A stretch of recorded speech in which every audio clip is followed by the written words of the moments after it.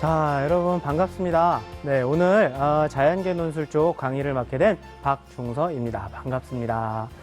자, 이 더운 여름날 어떻게 지내세요? 방학도 끝나셨는데, 근데 이 더운 날 수능 준비에, 논술 준비에 참 고생이 많으십니다. 그래서 오늘 준비를 했거든요.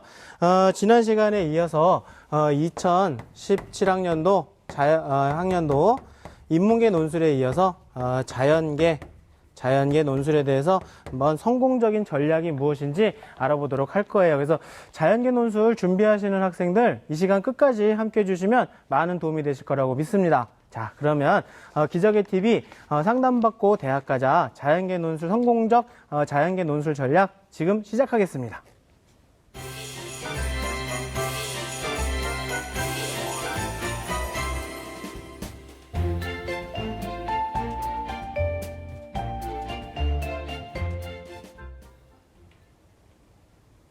자, 본격적인 시작에 앞서서 제가 슬럼프에 대해서 잠깐 말씀을 드릴 텐데요.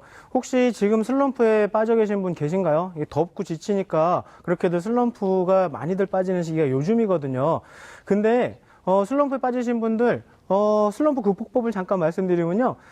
꾸준한 운동을 좀 해보시래요. 그리고 대대적인 방 청소를 해보시고 가구의 변화도 줘보시고 공부량을 좀 줄여보시고 외출도 좀 해보시고 친한 친구랑 수다도 좀 떨어보랍니다. 근데 여러분 잘 아시죠? 이러시다가요 2018학년도에 또다시 만나게 됩니다. 그건 아닌 것 같아요. 아니 지금 슬럼프에 빠질 그럴 틈이 있나요? 슬럼프는요 여유 있는 사람에게 찾아오는 여유병이랍니다. 여러분들 이제 90일 남았어요. 주수로 따지면 12주죠. 12주 동안 정말 촘촘하게 움직이셔서 슬럼프 빠질 틈이 없게 만드셔야 돼요. 그래서 여러분들 많이 지치고 힘드시겠지만 조금만 더 힘을 내시면 12주 밖에 안 남았어가 아니라 12주면 끝난다라는 생각 가지고 조금 더 힘을 내시면 좋을 것 같습니다. 특히나 체력 관리에도 만전을 기하셔서요. 특히 정크푸드 같은 거 있잖아요. 그런 거 드시지 마시고 어머니가 해주시는 맛있는 밥 안 해주세요? 그래서 맛있는 밥 드시면서 건강관리 잘 하시는 거 중요할 것 같습니다. 자, 오늘 첫 번째로 전년도 논술 전형 결과랑 2017학년도 논술 전형에 대해서 분석을 좀 드릴 거고요. 화면을 보시면서 좀 진행하도록 하겠습니다. 자, 일단 대학 선발 인원에 대한 수시 전형에서의 비율을 좀 알아볼 텐데요. 많이들 우려하시는 게 바로 이건 것 같아요. 논술 전형이요 너무 적어요. 4%밖에 안 됩니다. 인원수가 너무 적으니까 학생들도 많이 걱정하시고 부모님들도 걱정을 하시는 게요. 인원수가 너무 적지 않냐라고 하시는데 이거는요. 전국에 있는 모든 대학교를 다 넣었을 때 심지어는 수능을 보지 않는 대학교까지 다 넣었을 때 이만큼의 비율이에요. 수능을 보는 대학서, 수능을 치르는 대학서부터 상위권 대학까지 보시면 물론 서울대학교는 논술을 보지 않지만 연고대까지 해서 전체 대학을 보시면요. 상당히 많은 비율을 차지하고 있다는 거 아실 수 있으실 거예요. 논술 전형을 선발하는 비율이 23%나 됩니다. 이거는요 적은 비율이 아니에요. 그래서 비율이 너무 적다고 인원수 너무 적다고 괴로워하실 거는 없는 것 같습니다. 23% 상당히 많이 선발하는 거 맞습니다. 자, 그러면 이 내용들을 좀 보시면서 각 대학별로 작년에 비해서 올해 어떻게 변화됐는지 대학별 논술 전형 모집 인원의 변화를 좀 자세히 보시면서 제가 포인트를 좀 짚어드리도록 하겠습니다. 자, 일단 화면에서 보시면요. 각 대학별로 이제 작년 선발 비율과 선발 인원과 그다음에 각 반영 비율 대비 올해는 몇 명을 뽑는지 그리고 선발 비율에 대한 것들 정리를 해놨거든요. 근데 요 대학들에서 보시면요. 홍익대 같은 경우 하나 보여드릴까요? 여기 있는 대학들에서 인원수가 좀 달라지는 것들이 보이실 거예요. 예를 들어서 보여드릴게요. 중앙대가 지금 작년에 855명에서 올해 810명이거든요. 인원이 줄었어요. 자, 전체적으로 선발 인원이 줄었다는 건 무슨 뜻일까요? 아무래도 경쟁률이 올라갈 수 있다는 겁니다. 그런 걸 보시기 위해서 작년 것과 좀 비교해 보셔야 돼요. 물리적으로 단순히 생각하셔도 작년에 비해서 인원수가 줄었다고 하면 좀 이거는 경쟁률이 올라갈 수 있다는 거예요. 또 한 가지 보셔야 될 거는 논술에 대한 논술 반영 비율과 학생부 반영 비율도 같이 비교해 보셔야 돼요. 가톨릭대 같은 경우에는 작년에 비해서 논술이 5대5였거든요. 논술과 학생부가. 근데 올해는 6대4로 바뀌었습니다. 그러면 내신의 영향이 좀 줄어들 거다. 그렇게 예측하실 수 있겠죠? 그 정도만 예측하셔도 충분히 전문가시다라는 얘기죠. 그래서 다른 대학들도 좀 보시면요. 다른 대학들에 대한 내용들도 다 이런 변화들이 좀 있습니다. 그래서 홍익대 같은 경우는 정말 보세요. 346명이었는데요. 올해 496명이나 늘었어요. 이럴 경우에 그렇죠. 물리적인 경쟁률은 조금 내려갈 수 있다는 내용입니다. 그래서 이런 것들 참고해 보시면요. 조금 가늠자가 되실 수 있으실 거예요. 다음 것도 보시면요. 한양대하고 경희대, 그 다음에 숙명여대, 항공대도 약간의 변화들이 있었고요.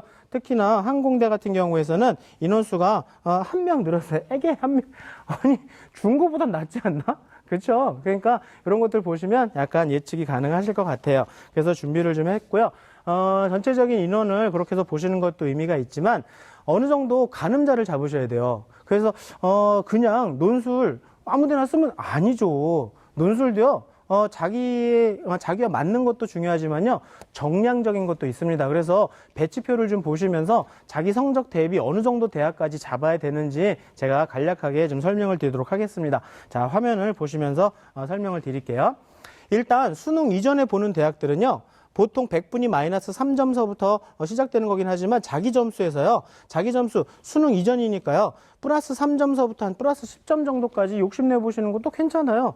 수능 전이니까 수능 잘 보실 거 아닌가요? 아이고 택도 없어. 아이고 교수 지금보다 안 떨어. 그런 생각하지 마세요. 정말 긍정적인 생각을 해야 긍정적인 결과를 낳는다라는 거 아시잖아요. 분명히 잘 보실 겁니다. 그렇죠? 그럼요. 그러니까 일단 자기 점수보다 조금 높게 보시는 게 맞는데요. 제가 100분위 점수로 말씀드린 이유가 뭐냐면 표준 점수는요.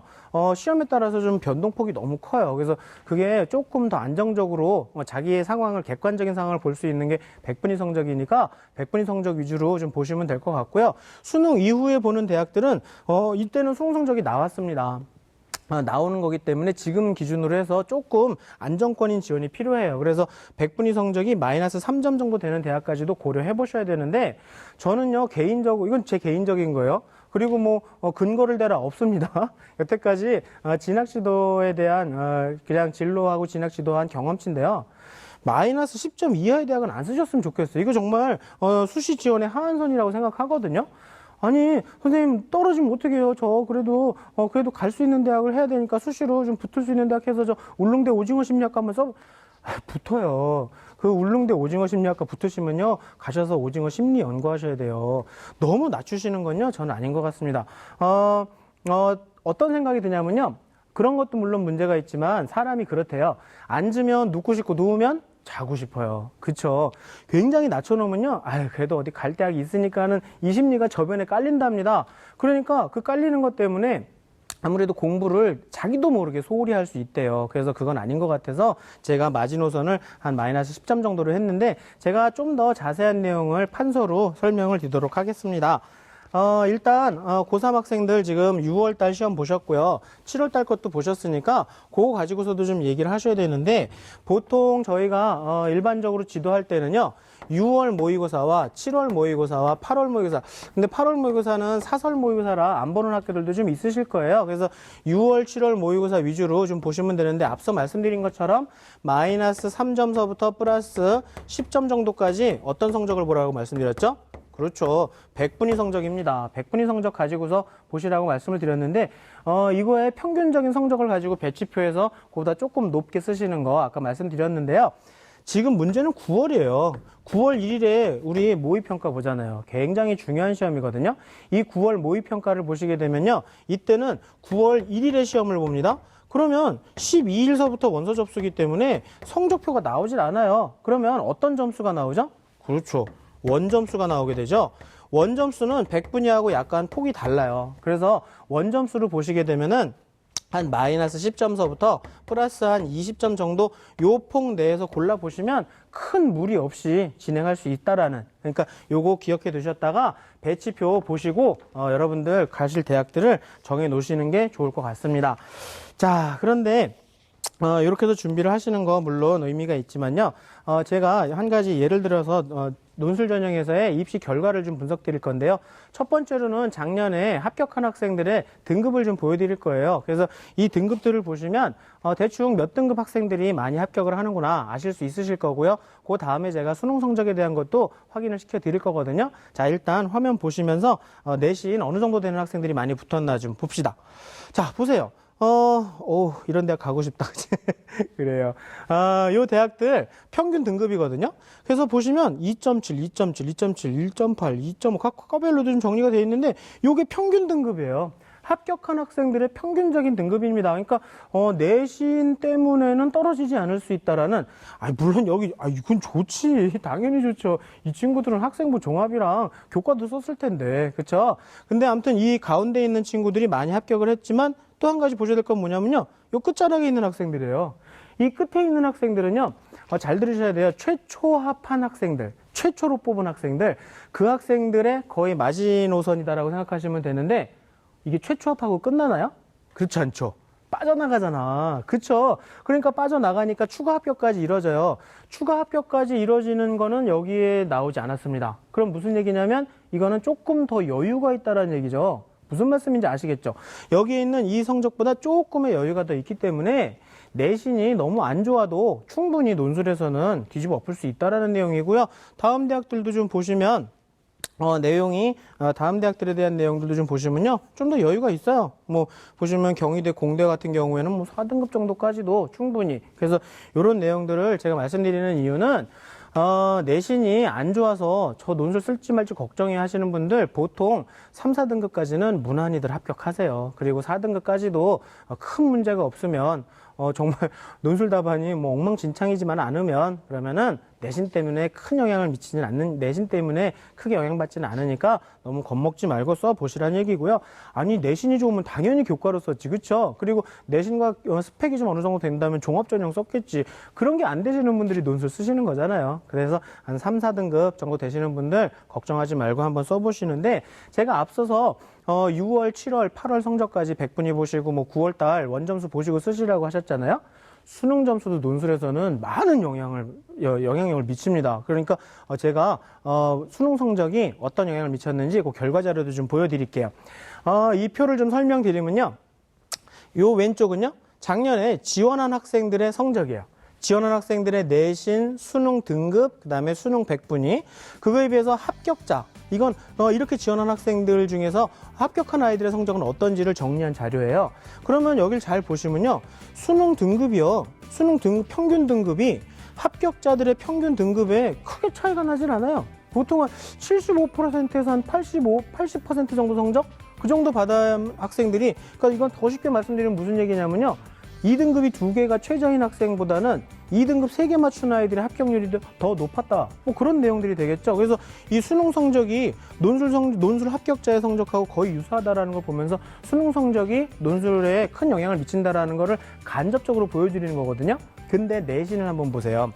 지원자들의 내신과 합격자들의 내신을 보시면 되는데요. 지원자들의 내신 중에 학생부 교과 전형은요, 크게 차이가 안 나요. 그렇죠? 내신이 큰 차이 없이 합격을 하는 걸 보실 수 있거든요. 이건 무슨 얘기냐면 교과 전형이라고 얘기하는 건 정시랑 거의 비슷하다는 얘기입니다. 그래서 정시처럼 내신이 안 되면 거의 쓰기 어렵다라는 건데, 여기서 우리가 주안점을 가져야 될 건 뭐냐면요, 학생부 종합전형과 논술은요 좀 폭이 커요. 그쵸? 지원자의 내신과 합격자의 내신 폭이 좀 커요. 이건 다시 한번 돌이켜 생각해 보시면 그만큼 묻지마 지원이 많다는 얘기입니다. 무슨 말씀인지 아시겠죠? 더 쉽게 말씀드릴까요? 경쟁률에 허수가 많다는 얘기예요. 경쟁률이 거의 반토막이 난다는 얘기입니다. 제가 뒤에 가서도 말씀드리겠지만 경쟁률에 너무 연연해하고 너무 겁먹지 않으셔도 될 거다라는, 결국 중요한 건 뭐다?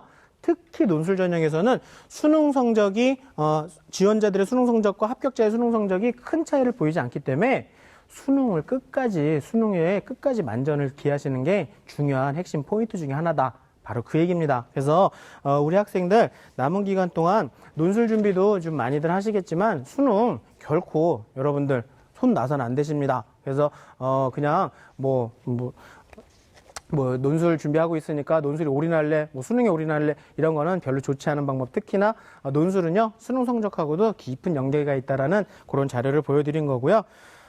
네 번째로는 논술 전형에 그러면 수능의 최저 기준도 좀 아셔야 될 거잖아요. 그래서 앞서 제가 말씀드린 것처럼 최저가 중요합니다. 최저가 그러면 선생님 저는요 수능 성적이 안 좋으니까요 최저 없는데, 그래요, 없는데 쓰셔도 되죠. 그 대신에 입시는 풍선이거든요. 한 군데가 들어가면 다른 데가 불거져 나와요. 최저가 없으면 그쵸, 논술의 영향이 굉장히 커지죠. 거기에 학생부의 영향까지 있어요. 그래서 내신이 조금 부족한 친구들은 아마 최저가 없는 대학을 쓰시면은 학생부의 영향력을 아마 받으실 수도 있습니다. 그래서 최저를 좀 보여드릴게요. 화면을 보시면요. 일단은 뭐 가톨릭 대학서부터 전체적으로 좀 훑어보시면요. 보통 그냥 평균적으로 2등급 2개. 그쵸? 그게 이제 일반적인 내용인데, 이렇게 좀 빡빡한 데도 있어요. 3개 합 3. 이건 무슨 뜻이에요? 세계 1등급. 그거 받으라는 얘기. 특히나 의대 준비하시는 분들은 수능 최저가 굉장히 중요한 첫 번째 관건이에요. 그리고 제가 또 한 가지 당부드리고 싶은 말씀은 최저가 2개라고 해서 딱 2개만 맞추려고 수능 공부하시면 안 된다고요. 2개가 최저면 3개를 맞추려고 애쓰시라는 얘기입니다. 무슨 말씀인지 아시겠죠? 그래서 최저도 확인하시고 준비하시면 될 것 같고요. 제가 앞서서 말씀드린 것처럼 논술은 수능과의 연계성도 상당히 크다고 말씀드렸잖아요. 그래서 뭐에 영향을 미친다고 말씀드렸죠? 그렇죠. 경쟁률. 그래서 경쟁률을 좀 화면을 보시면서 설명을 드릴 텐데요. 자, 경쟁률 같은 경우에는 이 자료는 뭐냐면요. 첫 번째로는 작년에 최저 통과율을 보여주는 거예요. 최저 통과율이 예를 들어서 경희대학교 논술 우수자 전형 자연계에서는요. 41.9%밖에 통과를 못했대. 그럼 나머지는 아니 50% 넘는 친구는 어떻게 된 거예요? 최저를 못 맞춘 거야. 그럼 그분들은 논술이 의미가 없죠. 시험도 못 보러 간 거죠. 무슨 말씀인지 아시겠어요? 그래서 실질적인 경쟁률이 이거밖에 안 됐대. 아니 논술이 경쟁률이 엄청나서 애들이 뭐 정말 머리 터지게 경쟁하는 것 같아요. 아니래요. 실질 경쟁률이 이렇게밖에 안 됐대요. 최저를 못 맞춰서. 그래서 수능 성적이 중요하다라고 제가 말씀을 드린 거거든요. 그리고 몇몇 대학 보세요. 동국대학교 논술 우수자 전형은요. 단단히까지 떨어졌어요. 10대 1 언더예요. 그만큼 최저를 많이 못 맞췄다라는 내용입니다. 논술 때문에 바쁘시다라는 거 알지만 수능 공부도 꾸준히 준비하셔야 최저를 통과하시는 게 논술에서도 큰 의미가 있다라는 거고요. 요거를 제가 모식화했어요. 그러면 어느 정도까지 떨어져서 경쟁률이 조금 하향선을 그릴까 한번 보여드릴게요. 자, 보통 50대 1 정도가 평균 경쟁률이래요. 그래서 50대 1 정도. 50명 중에 1명 되는가? 근데요, 이게 거의 반토막이 나요. 왜 그러냐면 논술들에서 대부분 반 이상의 학생들이 이렇게 생각하는데요. 방학 때 잠깐만 듣고요. 수능 끝나고 나서 파이널 특강에 집중하겠다. 수능 끝나고 올인하겠다 이렇게 하는데요. 논술은 그게 안 돼요. 논술은 갑자기 그렇게 되는 게 아닙니다. 상당히 오랜 시간이 걸리는 게 논술이거든요. 그래서 이런 친구들 같은 경우 뒤에 가서 제가 논술 답안 사례를 보여드리겠지만 답안이 조금 문제가 많아요. 채점을 못 받을 가능성도 커져요. 거기다 또 제가 아까 말씀드렸죠. 최저를 못 맞춘다니까? 최저가 안 돼서 떨어지는 학생들이 또 반토막이 나는 거예요. 근데 또 있다 얘들아. 뭐가 있냐면요. 답을 못 맞추는 분들이 계세요. 자연계 논술 같은 경우엔 답도 되게 중요하거든요. 답이 틀렸어. 그러면 아무래도 논술 답안에서 감점이 되겠지. 그래서 정말 일반적으로는요. 10대 1 언더의 경쟁률이고 지금 수능 준비에 논술 준비 바쁘신 거 알겠지만요. 제가 정말 당부드릴게요. 일주일에 5시간만. 아니 일주일에 5시간도 안 되나? 일주일 총시간 아니 매일도 아니에요. 일주일에 5시간만 꾸준하게 계속 지금서부터라도 수능 이후에도 한 20여일 동안 논술이 진행되잖아요. 그때까지 계속 그때는 안 되지. 수능 이후 끝나고 나서 5시간 하면 안 되죠. 그때는 완전히 올인을 하셔야죠. 그 전까지 수능 보기 전까지 한 1, 2주 전까지는 한 일주일에 5시간 정도만 꾸준히 하시면 분명히 논술 대박 날 수 있다라는 겁니다. 그래서 여러분들 수능 최저도 중요하고 다 중요하지만 여러분들 논술 같은 경우에 특히 꾸준히 하는 거 아시겠죠? 시간 없다 그러지 마세요. 다들 그렇게 하는 친구들이 더 많아. 아시겠죠? 조금만 자투리 시간까지 활용해서 내시면 되고요. 여섯 번째로 논술의 채점 기준과 빈출 주제를 좀 알려드릴 텐데요. 채점 기준을 알아요. 저희가 왜 알아요? 교수님도 아닌데 저 왜? 아니 어떻게 채점하는지는 알아야 거기에 맞춰서 답을 쓰지. 무슨 말씀인지 아시겠죠? 그러면 우리 한번 채점 기준을 확인해 보도록 하겠습니다. 화면 보시죠. 자, 이게 일반적인 논술 채점 기준이래요. 어때요? 딱 보니까 이런 걸 가지고 채점하는 이거를 내가 잡았 그런 생각 드세요? 대단하신데? 전 모르겠던데? 너무 말이 어려워. 논술이라 그런가? 진짜 말이 너무 어려운 것 같아요. 그렇죠? 그래서 제가 좀 정리를 했거든요. 제가 조금 정리해서 여러분들 알아듣기 쉽게 정리정돈한 걸 제가 판서로 좀 보여드리도록 할게요. 제가 글씨를 좀 못 쓰지만 그래도 일단은 최대한 알아볼 수 있도록 제가 써드릴게요. 자, 일단은 여러분들 첫 번째 채점 기준 중에 하나는요. 출제 의도를 파악했는지 여부입니다. 출제 의도를. 자, 여러분들이 만약에 교수님이세요. 여러분들이 교수님이시라면 논술 문제를 출제해. 출제하는데 제시문부터 만들까, 논제부터 만들까? 당연히 논제부터, 뭐 애들한테 뭘 물어볼까 하면서 논제부터 만드시겠죠? 그러면 출제자의 의도는 논제에 있나요? 제시문에 있나요? 그렇죠. 논제에 있어요, 여러분. 그러면 여러분들 처음에 시험지를 받으시면요, 뭐 하셔야 돼요? 제시문 읽으셔야 돼요. 한 장 넘겨서 논제를 보셔야 돼요. 논제부터 읽으셔야 돼요. 논제를 먼저 읽으신 다음에 나한테 뭘 물어보고 있는지를 정말 마음을 비운 상태에서 보셔야지, 제시문 먼저 보시면요, 이게 고정관념이 생겨. 아, 이런 거 물어보려고 하겠군. 이거겠네. 답이 이런 식으로 그러면서 약간 좀 그렇다. 그러니까 여러분들 마음을 비우시고 논제부터 먼저 확인하시는 게 중요한 것 같습니다. 자, 그리고 정답도 논제뿐만 아니라 교수님이 원하는 정답이 분명히 도출돼야죠. 자연계 논술은 답이 맞아야 돼요.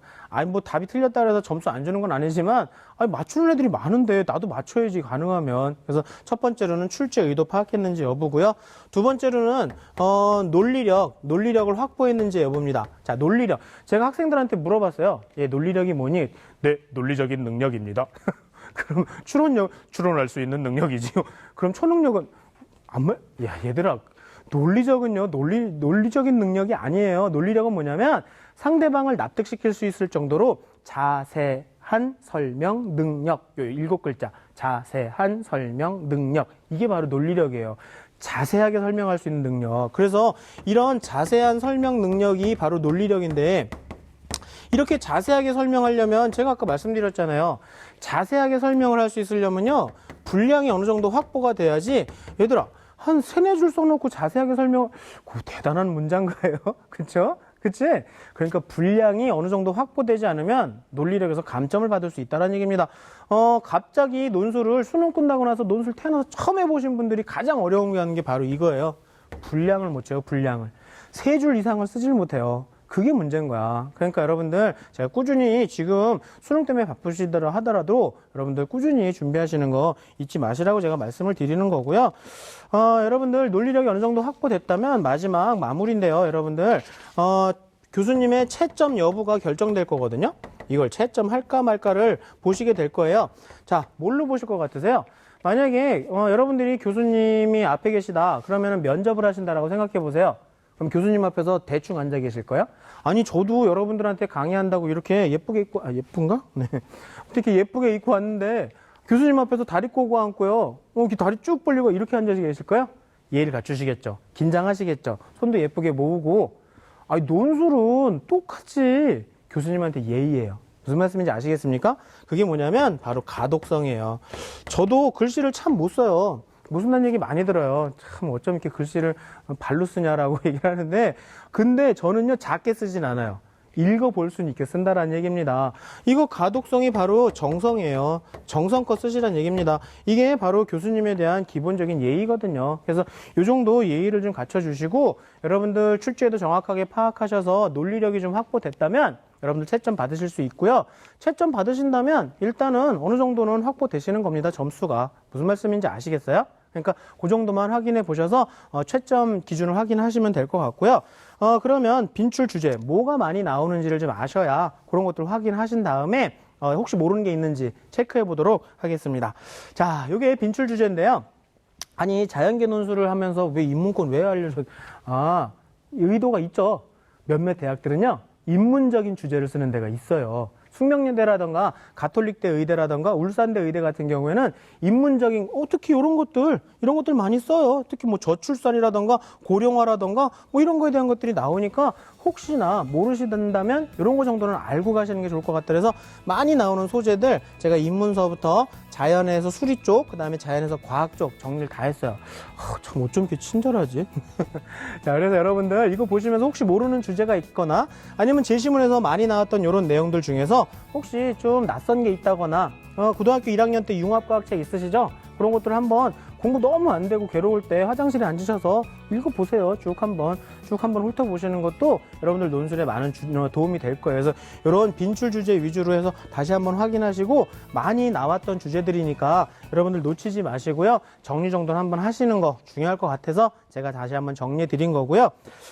자, 일단 지금까지 전년도 논술 전형에 대한 것과 빈출 주제 꼭 필요한 것들이 뭔지 개략적인 사항들 다 말씀드렸으니까요. 다시 한번 되짚어보고 전하는 말씀 듣고 다시 돌아오겠습니다. 어디 가지 마세요.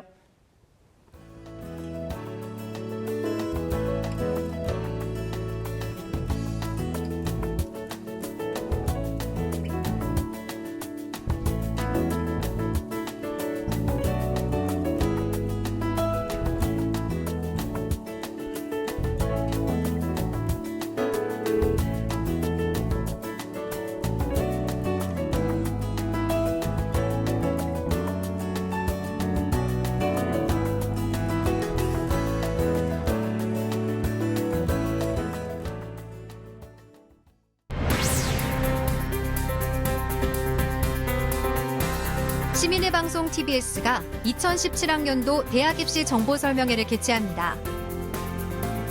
수시원서 접수를 앞두고 전략을 세울 수 있는 마지막 기회. 국내 최고 입시 전문가와 함께 2017학년도 대입 수시 지원 전략과 학생부 종합 논술 전형 합격 전략까지 세울 수 있습니다.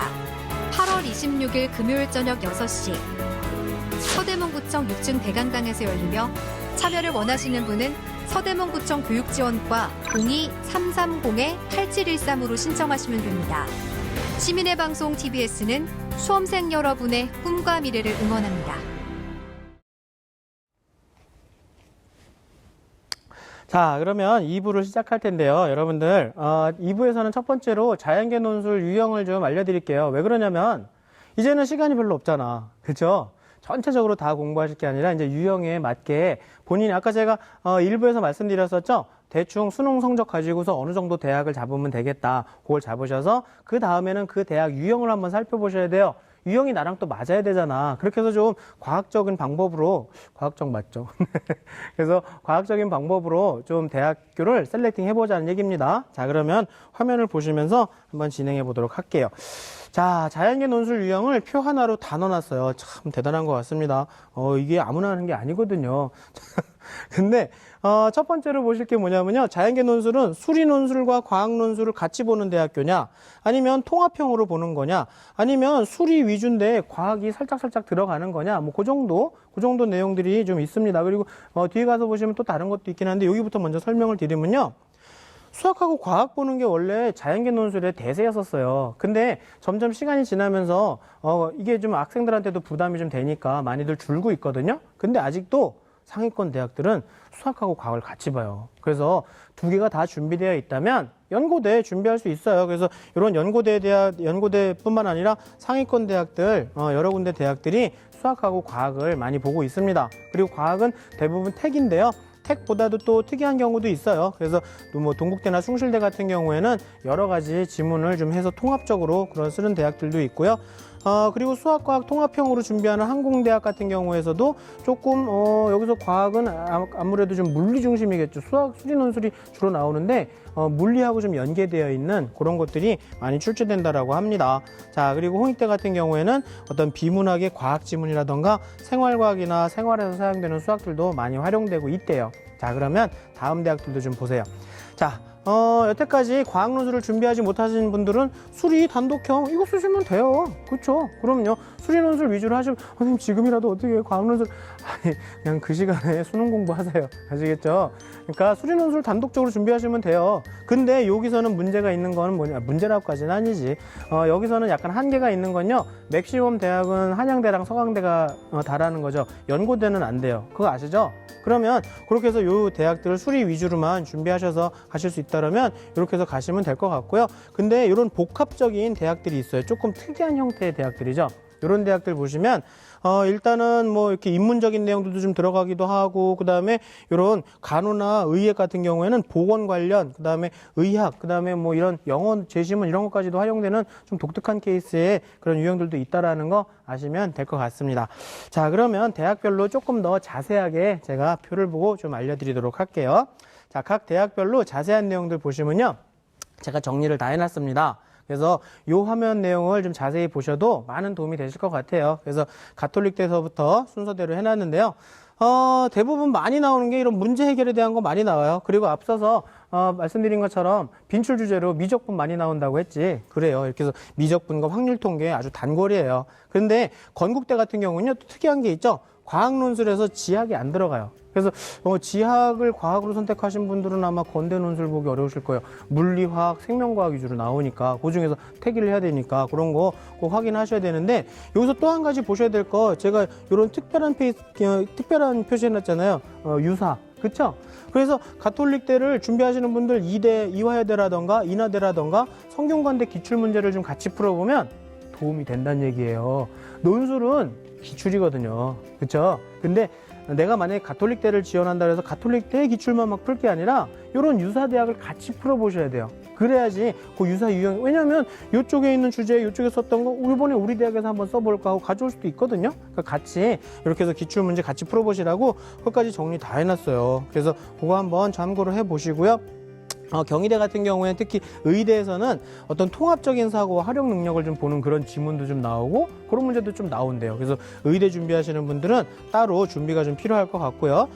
다음 대학도 좀 볼까요? 다음 대학들도 보시면 동국대 같은 경우가 좀 특이하죠. 범교과 통합형이에요. 그래서 수학, 과학까지 해서 다 이렇게 해서 전체적인 통합적인 게 많이 나오는데, 특히 과학은요, 물리화학 중심이 좀 많이 나와요. 생명과학도 나오긴 하지만 대부분 물리 중심인 게 좀 많이 나오니까 물리에서 약하신 분들은 아마 동국대에 쓰기가 쉽지 않으실 거라고 생각이 들고요. 역시 마찬가지로 제가 각 대학별로 유사 유형에 대한 것들 정리해놨어요. 특히나 수리논술. 이 과학논술은요, 그런 게 특별히 이렇게 뭐 따로 이렇게 정리되어 있는 게 별로 없어. 그러니까 과학논술은 기존에 그 대학 기출문제 많이 풀어보시는 게 더 도움이 되는 거고, 특히나 수리논술은 더욱더 유사 유형까지 다 풀어보셔야 돼요. 왜 그러냐면요, 수리논술을 다 맞고요, 과학논술에서 약간 좀 조금 내가 못 쓴 것 같아, 그런 친구들은 합격 가능성이 있는데, 수리논술은 하나 틀린 것 같아, 그런데 과학논술은 다 맞은 것 같아, 이런 학생들보다 더 유리해져. 무슨 말씀인지 아시겠죠? 자연계 논술은 수리 논술이 굉장히 중요하기 때문에 일단 여러분들 수리 논술에서 다 맞을 수 있도록 최선을 다하시는 게 중요하니까 제가 이렇게 유사 유형의 대학교까지 전체적으로 정리를 한 거예요. 자, 다음 대학들도 좀 보실까요? 자, 다음 대학들도 보시면요, 전체적으로 정리가 잘 돼 있어요. 그래서 자기가 생각하는 대학들이 있으시다면 그렇게 해서 한번 준비해 보시고, 숙명여대 아까 좀 특이한 케이스라고 얘기했잖아요. 근데 수리논술에서는 가톨릭대나 동국대 같은 경우 약간 유형이 연결이 될 수 있대요. 그리고 아주대 같은 경우에는 경북대나 부산대 그런 수리논술하고도 어느 정도 유형이 좀 흡사하다고 얘기를 하고요. 울산대도 약간 특이했잖아. 울산대 의대 준비하시는 분들, 여기는 좀 이런 의학 이슈 현상과 이런 견해 및 주장에 대한 것들을 묻기도 한대요. 그러니까 그렇게 준비하시되, 수리논술은 고대, 연대, 한양대와 조금 유사하게 나오니까 그거 가지고 같이 대비해 볼 수 있다고 합니다. 자, 그래서 제가 다음 것도 또 있죠. 그래서 다음 대학들도 보시면요, 전체적으로 정리를 그렇게 해놨는데, 요런 거 하나 보세요. 이대는 자연계 1, 2가 있다?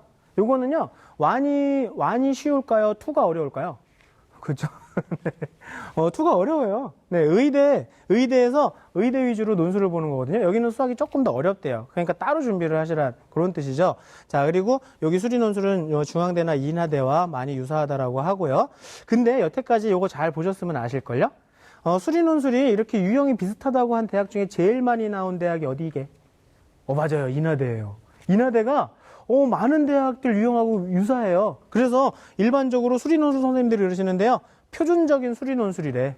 수리논술의 고전이래요. 그래서 인하대 논술 수리 문제를 좀 풀어보면 많은 대학교 수리논술의 어떤 감 잡기에는 딱 좋다라고 얘기를 하시더라고요. 그래서 인하대 논술 많이 한번 풀어보시는 것도 의미가 있고, 특히나 이런 풀이과정 명시라고 써있는, 풀이과정 써있고 막 이런 데들 있잖아요. 이런 데는요, 풀이 과정에다가 부분 점수를 줄 수도 있대요. 그래서 여러분이 만약에 답이 틀렸어도 부분 점수가 있으니까 풀이 과정 잘 명시하시면서 쓰시면 부분 점수를, 그게 어디야, 그쵸? 그렇게 해서 받으셔서 준비하실 수 있을 것 같습니다. 그래서 전체적으로 보시면 많은 도움이 되실 것 같아요. 그래서 이렇게 유형까지도 좀 제가 자세히 정리해 놨으니까 보시고 다시 한번 확인하시면 될 것 같아요. 자, 그리고 두 번째로는요, 논술 답안에 대해서 좀 말씀을 드릴 거예요. 그래서 논술 답안은 이제 유형별로 대학별 유형을 잘 맞추셨으니까 이때 이제부터는 어떻게 답안을 써야 내가 채점 받고 좋은 점수를 받을 수 있는지 확인이 되겠죠. 그래서 먼저 화면을 보시면서 제가 간단히 설명을 좀 드리도록 할게요. 자연계 논술 답안에 감점과 우수 답안이 있어요. 일단 쉽게 말씀드리면요. 감점 덜 받으면 된다? 맞지, 그쵸? 맞아요. 점수 잘 받아야지 보다도 감점 덜 받으시면 합격 가능성은 올라가는 거예요. 그럼 보세요. 주장이 불명확한 것보단 일관성 있게 써라. 이것도 답이 되고 저것도 답이 되고, 보니까 이것도 답인 것 같으면 그거 별로라는 거죠. 일관적으로 끝까지. 그럼 틀리면 어떻게, 그러면 그건 안 되는 거예요. 아시겠죠? 근데 되려 이것도 되고 저것도 되고 막 이상하게 써놓으면 되려 이거는 또 주장의 불명확성으로 되려 더 안 좋은 결과를 낳을 수 있는 거고요. 제가 아까 말씀드렸죠? 출제자의 의도에 무관심하게 쓰느냐, 출제자의 의도에 명중하느냐, 뭐부터 보라고 말씀드렸죠? 논제. 그렇죠. 시험지를 딱 받으시면 논제부터 딱 읽어보시고 시작하시는 게 맞고요. 그리고 적절한 키워드, 제시문에도 나와 있으니까 제시문에 있는 적절한 키워드들을 가져오셔서 쓰시는 거 중요하고요. 비문의 남발과 구어체인데요. 비문 뭔지 아시죠? 비석에 써 있는 거 말고 비문법적인 표현이요. 그래서 철자가 맞춤법 틀리는 것 정도는 좀 봐줄 수도 있겠지만 너무 비문법적으로 하면 무슨 말인지 A와 B의 사항은 A의 의견과 B의 의견은 틀리다. 틀린 게 아니죠. 다른 거죠. 무슨 말씀인지 아시겠죠? 그런 것들 이렇게 해서 하고 또 구어체도 어떤 학생들 막 쓰면서 굉장히 되긴 뭐가 밥이에요, 되게. 그러니까 그런 구어체 쓰지 마시라는 얘기예요. 그래서 가능한 문어체, 그래서 문어체로 정확하게 쓰시는 게 중요할 것 같아요. 그래서 정확한 문법과 문어체 중요하고요.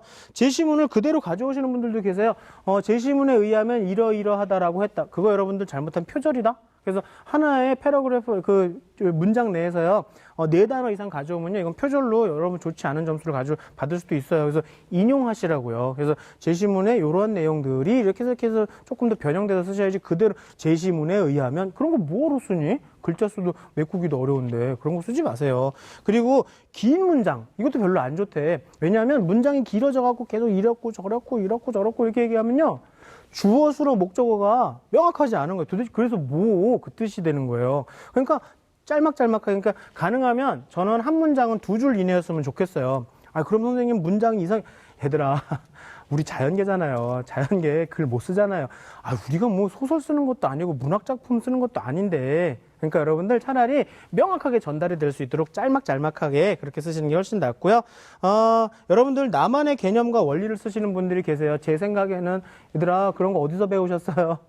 여러분들 학교에서 배우신 거 제대로 된 개념과 원리를 정확하게 드러내시는 게 그게 중요하다라는 겁니다. 그래서 여러분들 일반적으로 감점과 우수답안에 대한 것들 저 정도 확인하셔서 감점 덜 받으시려고 애쓰시면 굉장히 좋은 평가 받으실 수 있는 거고요. 그럼 세 번째로 논술의 철칙을 제가 좀 말씀드릴 텐데 여기서 우리가 조금 아셔야 될 건 뭐냐면요. 얘들아 교수님은 첨삭자일까요? 채점자일까요? 그렇죠. 채점하시는 분이에요. 그러면 교수님의 마음도 좀 읽으셔야 되잖아요. 제가 한 번 뵌 건요. 한 이만큼 쌓아놓고 채점하시는 것 같아. 이만큼이면 도대체 몇 장이나 되겠니? 굉장히 많은 양을 채점하세요. 이거 인간적인 인내심의 한계도 있다. 그쵸? 그거 여러분들 감안해 주셔야 돼요. 그래서 그 많은 것 중에서 인내심의 한계도 있는 거고 자기 것만 특별하게 봐줄 거다. 아니 거기다가 여러분 거기다 특별한 표시하면 안 되는 거 아시죠? 그렇지 않아요. 그러니까 교수님 그런 거를 좀 감안하셔서 여러분들이 생각하셔야 될 건 뭐냐면 제가 아까 말씀드렸죠? 글씨 좀 가독성에 대한 거 여러분들 생각해 보셔야 될 것 같고요.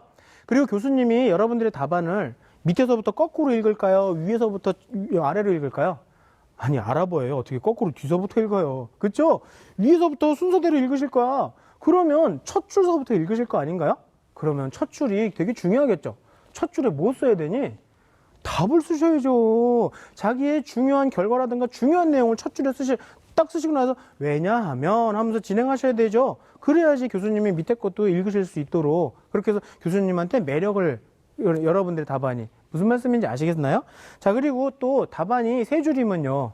그거 읽지 않으실 수 있어요. 그러니까 좀 풍성한 답안. 그쵸? 아시겠어요? 그래서 풍성하게 넉넉하게 써주시는 게 여러분들한테 의미가 있어요. 그래서 제가 자연계 논술의 철칙을 조금 준비했으니까 여러분들 화면 보시면서 준비해보죠. 자, 가독성과 정성 일단 첫 번째 필요하죠. 그래서 악필로 작게 쓰는 글씨가 있어요. 특히 남학생들 뭐 저도 물론 조금 그렇긴 하지만 발가락에다 펜 꼽아 쓰잖아요. 발로 써요. 근데 더욱더 놀라운 건요, 발로 쓰는데 아주 조그맣게 쓸 수 있다는 거지. 오, 이건 테크놀로지야. 그래서 제가 장난을 좀 쳤죠. 나노 발체라고 이름을 져줬어요. 여러분, 그거 힘들어요. 글씨도 되게 못 쓰는데 거기다가 조그맣게까지 쓰면 교수님이 이거 어떻게 읽어. 교수님들 힘드시대요. 돋보기 쓰고 채점하시는 분들도 계신데 제발 글씨 예쁘게 안 써도 되니까 읽어볼 수 있게 써주세요. 조금 크게 쓰시면 돼요. 그리고 조금만 또박또박 쓰시면 되지, 여러분들 보고 이쁘게 쓰라는 얘기 아니야. 무슨 말씀인지 아시겠죠?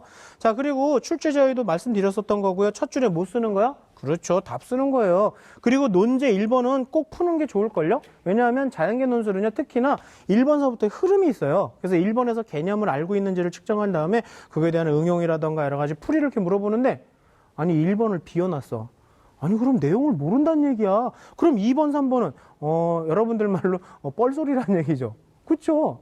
1번은 어떻게든 풀 수 있도록. 그리고 1번은요 그렇게 어렵지 않아. 여러분들이 개념 정의만 제대로 되어 있고 수능 공부하고도 연계성도 깊었고 학교 공부하면서 배우셨던 내용들 위주로 많이 물어보니까요. 1번은 꼭 푸시는 거. 그리고 말씀드렸었잖아요. 풍성한 답안, 논리력에 영향을 미친다라는 거고 답 정확하게 하셔야 되고요. 그리고 가능하면 교과형어를 쓰시는 게 좋아요. 그래서 뭐 주임의 평형 이런 식으로 그런 용어들 있잖아요. 배우셨잖아 다. 그리고 여러분 핵심 단어들 많이 써주시는 거, 키워드들. 그러니까 제시문에서 요거 중요한 단어인 것 같다라는 거 인용하셔서 쓰시는 거. 그리고 한 문장은 어느 정도 돼야 된다고 그랬죠? 2줄 이내에. 그래서 간략하게 짤막짤막하게 끊어서 여러분들 푸시는 게 더 좋을 것 같아요. 그래서 제가 네 번째로 자연계 논술 사례 보여드리기 전에 군계 일학이 될 수 있는 방법을 또 화면으로 준비를 좀 했거든요. 이렇게 쓰시면 여러분들 군계 일학이 될 수 있어. 무슨 말씀인지 아시겠죠? 자, 첫 번째로는 정확하게 출제자의 의도를 정확하게 여러분들 파악했는지에 대한 건데, 아까 뭐 보라 그랬죠? 그래, 논제 분석하고 논제를 요약하면서 논제를 정확하게 알려고 하세요. 교수님이 나한테 뭐 물어봤지? 교수님이 나한테 원하는 게 뭐지? 제시문이 아니라 논제 속에 그 내용이 있으니까 정확하게 질문을 먼저 파악하시는 거 맞고요. 제시문에서 단어를 잘 찾는 것도 중요해요. 그래서 교수님이 여기저기에 제시문에 중요한 것들 이렇게 숨겨놓으셨거든요. 그런 것들을 정확하게 찾는데 중요한 거에다만 밑줄을 쳐야지. 어떤 친구들 뭐 국어나 영어나 논술 문제 풀 때 보면요, 제시문에 줄을 줄줄 치고 있어. 그래서 야, 너 왜 줄 치니? 선생님 이거 중요한 거 같아서요. 근데 왜 줄을 다 치니? 선생님 다 중요해요. 그게 뭐야. 중요한 것만 줄을 치면서, 그리고 또 특히나 더 중요한 건요, 여러분들 시험 시간에는요, 딱 시간이 정해져 있다? 이거 직관성이 필요해요. 정말 중요한 데만 밑줄을 치면서 그런 것들을 써먹도록, 그렇게 활용하도록 여러분들 정말 중요한데 줄 치는 연습 지금이라도 하세요. 국어, 영어에도 도움이 됩니다. 그리고 여러분들 최대한 자세히 쓰셔야 된다고 말씀드렸죠? 일단 분량이 넉넉해야 채점 받는 거 아시잖아요. 그래서 교수님 그런 얘기를 했더니, 에이 설마 교수님이 모르셔갖고 교수님한테 이걸 몰라서 설명해 주려고 교수님이 논술 문제 출제하셨나요? 그거 아니잖아. 그래서 여러분들이 얼마나 알고 있는지 알고 싶어 하니까 아는 대로 최대한 자세히 쓰시는 거고, 깨끗하고 훈훈한 답안지 쓰시라고요. 그래서 조금 읽어볼 수 있도록 비주얼도 좀 신경 쓰시고 또박또박 쓰시는데 최대한 노력을 하셔서 시간 정해서 글 쓰는 연습 하셔야 돼요. 그래서 또박또박 쓰는 연습을 지금부터 하시는 것도 여러분의 품격과 지적 수준이야. 무슨 말씀인지 아시겠죠, 여러분? 그렇게 해서 군계 일학이 될 수 있는 방안이니까요. 그런 것들 한번 여러분들 확인해 보셔서 조금 더 업그레이드된 그런 답안을 만들어 보도록 하고요. 그럼 지금서부터는 제가 논술 사례를 실제로 작성한 답안들을 좀 보여드리면서 어떤 문제점이 있었고 어떤 게 변화가 있었는지 그런 것들 좀 보여드리도록 할게요. 자, 첫 번째 화면서부터 좀 보여드릴게요. 왼쪽 답안과 오른쪽 답안. 자, 여러분들 글씨 보시라는 얘기가 뭐 글씨도 조금, 글씨 보시라는 얘기가 아니라 분위기 보세요. 어때요? 왼쪽 답안하고 오른쪽 답안. 이게 정말 이분은요, 나노 발체를 확실하게 보여주고 있어요. 글씨가요, 막 컸다, 작았다. 자세히 저는 여기서 이제 크게 볼 수 있는데 도대체 무슨 글자인지 모르겠는 것들이 너무 많아. 뭐라고 썼는지 모르겠어. 근데 또 하나 문제는 뭐냐면요, 글씨에요, 이렇게 파동이 있어요. 올라갔다, 내려갔다. 줄도 못 맞춰. 근데 더욱더 놀라운 게 뭔지 아니? 8줄이 답이 다예요. 이게 다야. 근데 똑같은 문제를요, 어떤 학생들은 이렇게 오른쪽 답안처럼, 이게 지금 답안이 밑에 더 있는데요, 너무 많아갖고 잘랐어. 이렇게 쓴단 말이에요. 그래프도 그리고 또박또박 쓰면서 읽어볼 수 있게 써준다.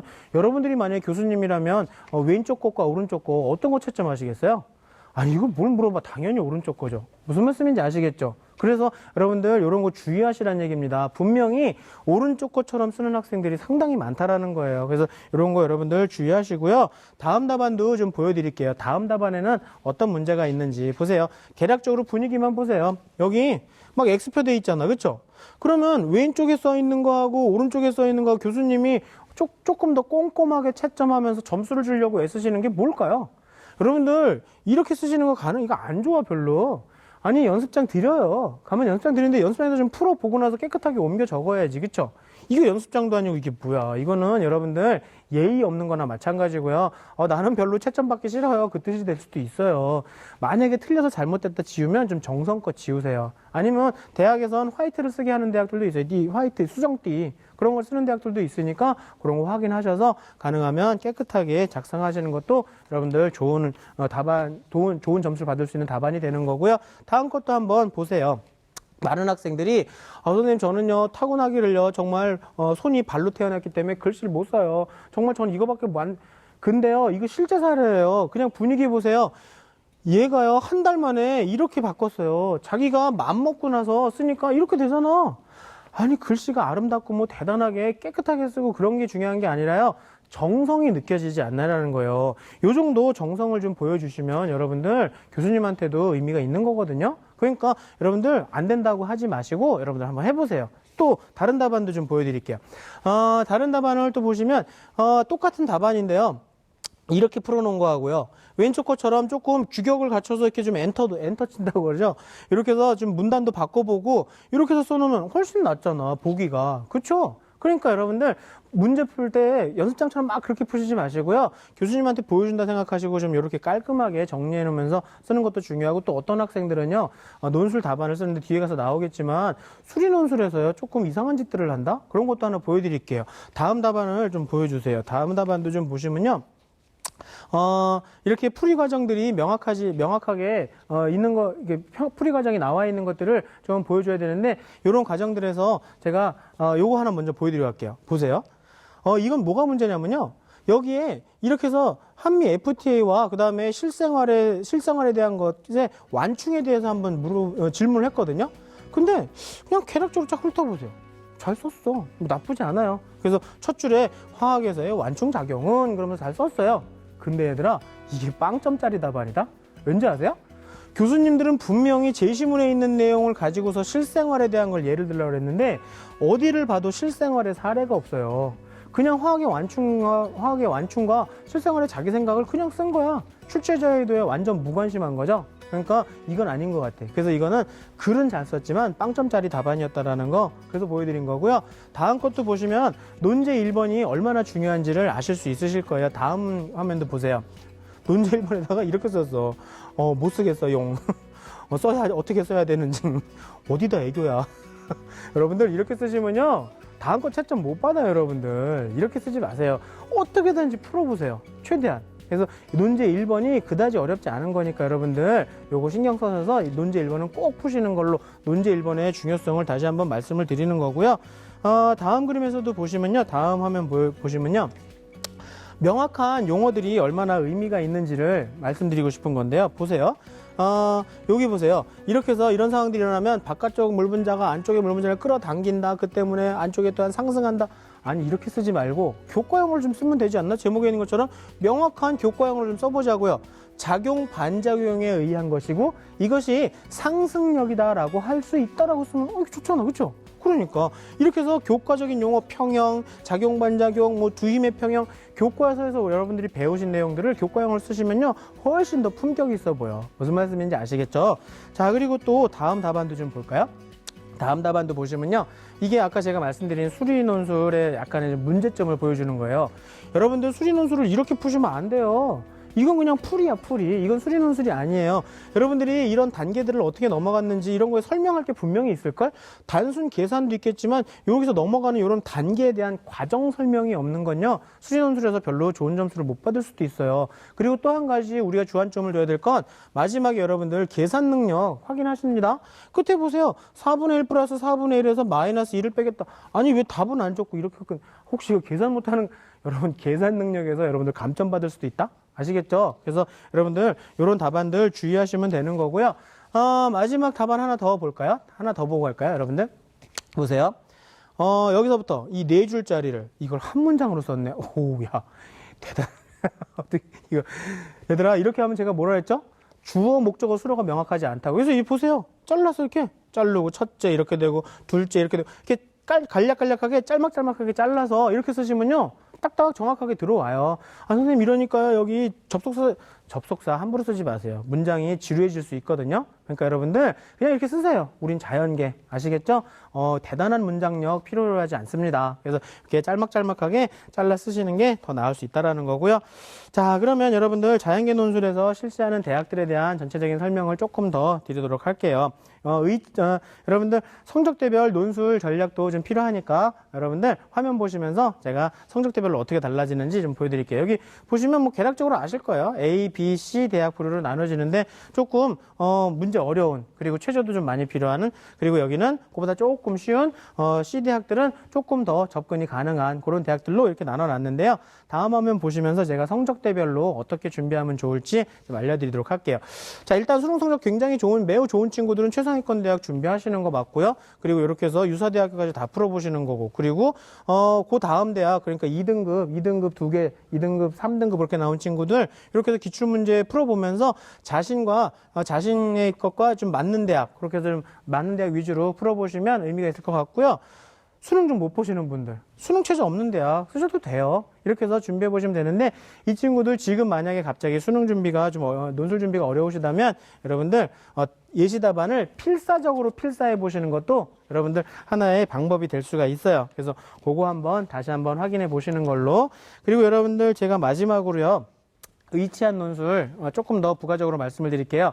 의치한 논술은 아무래도 일반 대학교 논술하고는 약간 다르게 진행되는 대학들이 있거든요. 그래서 화면 보시면요.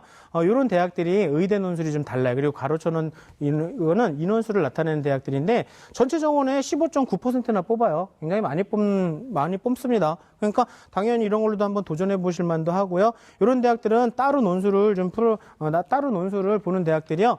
가톨릭 대학교하고 그다음에 경희대학교 그리고 여러분들 여기 부산대학교 이런 대학들 비롯해서 성균관대학교 자 그다음에 아주대학교 그리고 또한 연세대학교 원주 마찬가지죠. 그리고 울산대학교 그리고 이화여대 이런 데는요 논술이 따로 진행돼요. 의대 논술이. 그러니까 여러분들이 준비하실 때는 그냥 자연계 논술보다 조금 더 깊이 있게 준비하시는 것도 의미가 있을 것 같습니다. 자 그리고 이제 여러분들 마지막으로 하나 더 보실 자료는요. 일정에 대한 거예요. 논술 일정도 확인하고 가셔야 됩니다. 그래서 수능 전에 논술을 보는 대학교도 있고요. 수능 이후에 보는 논술 보는 대학도 있으니까 그거 한번 확인해 보셔서 여러분들 일정 정확하게 확인하시고 준비하시는 거 좋을 것 같습니다. 그래서 오늘 여러분들 준비한 거 가지고 제가 다 말씀을 드렸는데요. 일단은 전체적으로 내용들을 확인하시면서 지금서부터는 2011학년도 성공적인 자연계 논술에서 대비법까지 좀 알아봤고요. 여러분들 다시 한번 여태까지 한 내용 다시 한번 되짚어 보도록 하겠습니다.